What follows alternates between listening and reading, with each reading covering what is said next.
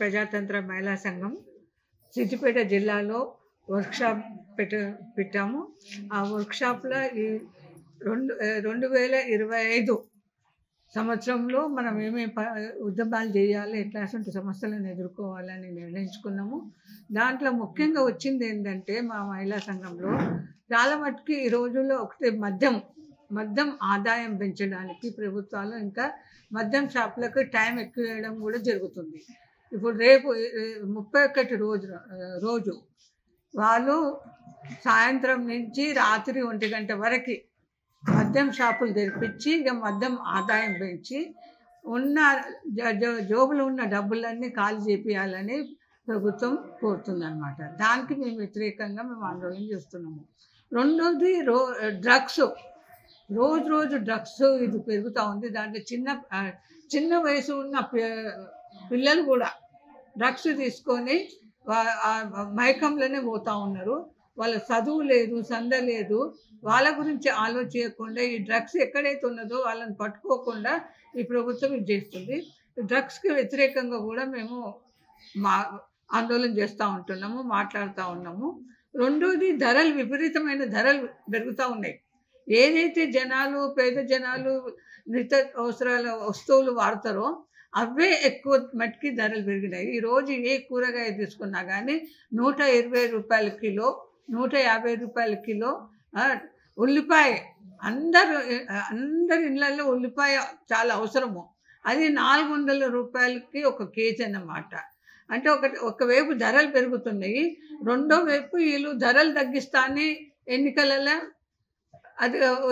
ఓట్లు వేయించుకొని అధికారంలో కూర్చున్నారు. కానీ అధికారంలో కూర్చున్న తర్వాత ఇక ధరలు పోయినాయి, అన్ని పోయినాయి. ఇప్పుడు వాళ్ళు ఏదైతే అనుకుంటున్నారో అది సాధించుకోవడానికని ఇది చేస్తున్నారు. అది కాంగ్రెసే కానీ బీజేపీ కానీ. కాంగ్రెస్ 6 గ్యారంటీలు చెప్పిండ్రు. ఒక గ్యారంటీ ఒకటైతే బస్సు ఫ్రీ, దానికైతే మేము స్వాగతిస్తున్నాం. రెండోది కరెంటు 200 యూనిట్లు తక్కువ అయితే మేము కరెంట్ ఛార్జీలు ఫ్రీ ఇస్తామని. చాలా మటుకు జనాలకు వాళ్ళకి తెలుస్తూనే లేదు.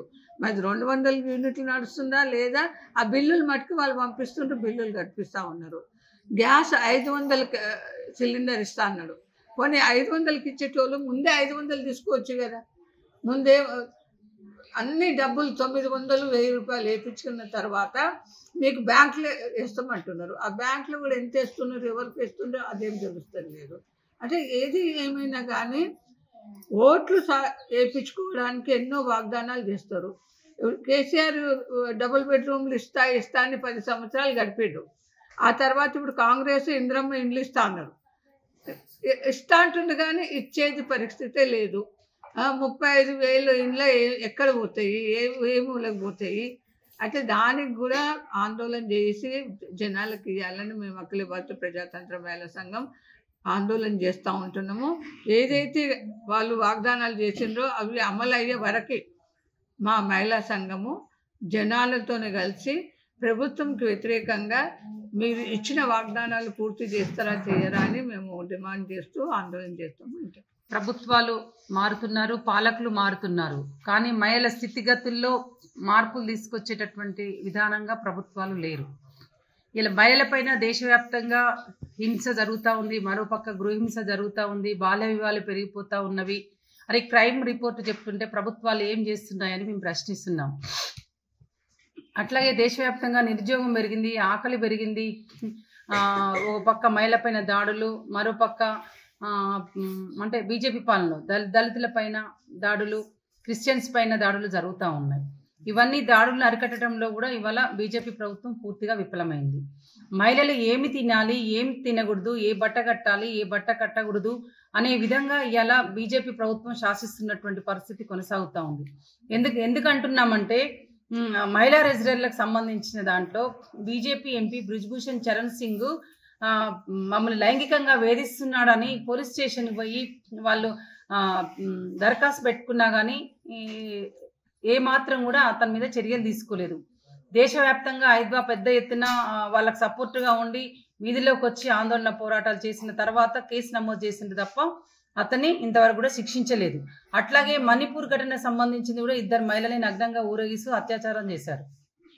దాని మీద ఏం మాట్లాడరు. బిల్కిస్ బాను సంబంధించినటువంటి ఆ కుటుంబ సభ్యులందరినీ అత్యాచారం చేసి చంపేసి బిల్కిస్ బాను కూడా అత్యాచారం చేస్తే వాళ్ళకి శిక్ష పడితే గుజరాత్ ప్రభుత్వం వాళ్ళని సత్ప్రవర్తన పేరుతోటి బయటకు విడుదల చేశారు. మళ్ళీ ఐద్వా ఆల్ ఇండియా కమిటీ నాయకురాలు కోర్టులో పిల్ వేస్తే బయట ఉన్నటువంటి వాళ్ళు వెంటనే జైలుకు పంపించాలని కోర్టులో కేసు పెడితే మళ్ళీ ఆ కోర్టులో కేసు గెలిచిన తర్వాత మళ్ళీ కోర్టుకు పంపించడం అనేది జరిగింది. ఇట్లా చూసినట్లయితే మహిళల పట్ల జరుగుతుంటుంటే మహిళల భద్రతకు సంబంధించినటువంటి విధి విధానాలు రూపొందించాల్సినటువంటి బీజేపీ ప్రభుత్వము ఇవాళ డ్రెస్ కోడ్తో నానా రకాలుగా వాళ్ళ పాలకులు మాట్లాడుతున్నారు. అది తగదు. మేమేం చెప్తా ఉన్నానంటే మహిళలకు భద్రత కల్పించేటటువంటి విధి విధానాలే మేనిఫెస్టోలో రూపొందించాల్సినటువంటి అవసరం ఉంది. ఆర్థికంగా, సామాజికంగా, రాజకీయ రంగాల్లో సమాన అవకాశాలు కల్పించాలి. ఎందుకంటే ఇలా స్త్రీలు అన్ని రంగాలలో, విద్యలో కావచ్చు, వైద్యంలో కావచ్చు, క్రీడలో కావచ్చు, రాజకీయ రంగంలో కావచ్చు, సైన్స్ రంగంలో కావచ్చు, అనేక రంగాల్లో ముందుకు పోతుంటే ఇంకా మహిళలు ఒదిగి ఉండాలన్నటువంటి భావనలు తీసుకొస్తా ఉన్నారు. ఇంకా మహిళల పట్ల వివక్ష కొనసాగుతుంది. అట్లాగే స్త్రీ 2వ తరగతి పౌరాలుగా కొనసాగుతూ ఉంది. కాబట్టి ఇవన్నీ లేకుండా చేయాలంటే ప్రధానమైనటువంటి చట్టసభల్లో 33% రిజర్వేషన్ కల్పించాలి. చట్టం చేసావు, ఏం లాభం? జనగణన అన్నావు, తర్వాత నియోజకవర్గాల పునర్విభజన అన్నావు. ఇది తగదు నీకు. సమాజంలో బాగా ఉన్నటువంటి మహిళా ఓట్లు వేయించుకొని ఒక మహిళా చట్టాన్ని తీసుకొస్తుందని చెప్పి మహిళా బిల్లుని తీసుకొచ్చి చట్టం చేసి ఇవాళ మహిళా బిల్లుని అమలు చేయకపోతుంది. అందుకే మహిళలందరూ రేపు వచ్చేటటువంటి మున్సిపాలిటీ ఎన్నికల్లో కానీ, సర్పంచ్ ఎన్నికల్లో, స్థానిక సంస్థల ఎన్నికల్లో కానీ బీజేపీకి ఓటు వేయొద్దని మహిళా లోకాన్ని చెప్పదలుచుకున్నాను నేను. అట్లాగే రాష్ట్ర ప్రభుత్వాన్ని కూడా మేము ప్రభుత్వానికి విజ్ఞప్తి చేస్తున్నాం. రాష్ట్ర ప్రభుత్వము కాంగ్రెస్ ఎన్నికల ముందు మహిళలకు 6 వాగ్దానాలు చేసిన దాంట్లో ఉచిత బస్సు అనేది కల్పించారు. సంతోషం కాదనట్టు. కానీ 200 యూనిట్లు కానీ అట్లాగే గ్యాస్ కానీ పూర్తి స్థాయిలో ఎక్కడ అమలు కాలేదు. నేను చాలా సందర్భాల్లో ప్రభుత్వ పథకాల అమలు తీరుపై సర్వేలు చేస్తే అవి పూర్తి స్థాయిలో అమలు కాలేదని చెప్పారు. మరొక డిమాండ్ ఏంటంటే మహాలక్ష్మి పథకం కింద ప్రతి మహిళకు 2500 ఇస్తానన్నారు. అట్లాగే వ్యవసాయ కార్మికులకు కూడా 12,000 ఇస్తామని చెప్పడం జరిగింది. అట్లాగే ప్రతి నియోజకవర్గ స్థాయిలో 3,500 ఇళ్ళు చెప్తున్నారు. మరి ఇంటి స్థలం ఉన్న వాళ్ళకి 5 లక్షలు కేటాయిస్తా అంటున్నారు. మరి ఇంటి స్థలం లేని వాళ్ళు ఏం కావాలి పరిస్థితులు? ఇవాళ ఒక పక్క ధరలు విపరీతంగా పెరిగిపోయినాయి. విద్య, వైద్యం ఖర్చులు, ఇంటి రెంట్ అన్ని పెరిగిపోయినటువంటి నేపథ్యంలో ఇవాళ ఇంటి స్థలం కొనాలంటే లక్షలతో కూడుకున్నటువంటి పని. కాబట్టి మేము ఐద్వా ఏం డిమాండ్ చేస్తా ఉన్నామంటే ఇంటి స్థలం కూడా కేటాయించి ఇంటి నిర్మాణం కోసం రాష్ట్ర ప్రభుత్వం 5 లక్షలు ఇవ్వాలి. ప్రధానమంత్రి ఆవాస్ యోజన పథకం కింద కేంద్ర ప్రభుత్వం 10 లక్షలు ఇచ్చే విధంగా వాళ్ళని ఆదుకోవాల్సినటువంటి అవసరం ఉందని మేము డిమాండ్ చేస్తా ఉన్నాం. 6 పథకాలు ఏదైతే అమలు చేయకపోతే మహిళలందరినీ కూడా ఐక్యం చేసి ఉద్యమాలు చేపడతాం.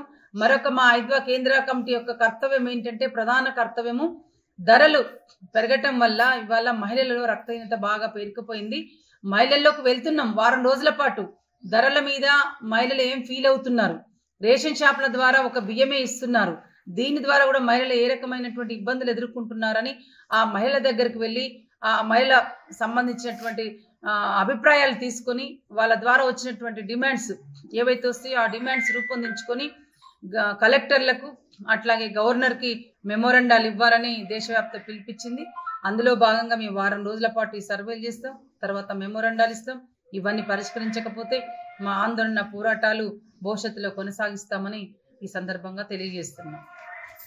హింస రోజు రోజుకు పెరిగిపోతున్నటువంటి నేపథ్యంలో దీనికి హింసకు ప్రధాన కారణము మద్యము, మాదక ద్రవ్యాలు అని ఐద్వా పదే చెప్తా ఉన్నాం. వీటిని నియంత్రించాలని కూడా చెప్తా ఉన్నాం. కానీ మరోపక్క డిసెంబర్ 31 రోజు మద్యం షాపుల్ని రోజు 10 గంటల వరకే మూసేసేవాళ్ళు. కానీ డిసెంబర్ 31 రోజు 1 దాకా ఉండాలని కాంగ్రెస్ ప్రభుత్వం చెప్పటం దీనికి ఎందుకు చెప్తా ఉన్నారని నేను ప్రశ్నిస్తా ఉన్నాను.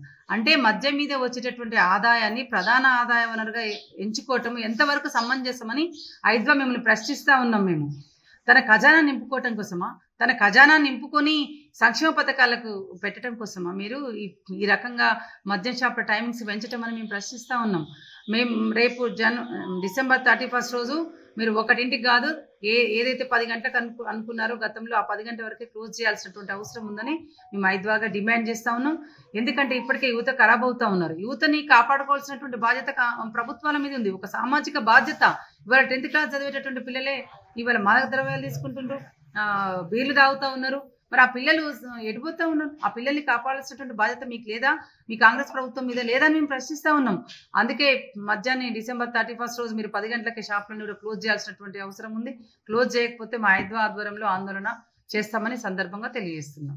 మరిన్ని వీడియోస్ కోసం ఛానల్ ని సబ్స్క్రైబ్ చేయండి. లేటెస్ట్ అప్డేట్స్ కోసం వాట్సాప్ ఛానల్ ని ఫాలో అవ్వండి. ఆ లింక్ డిస్క్రిప్షన్ లో ఉంది.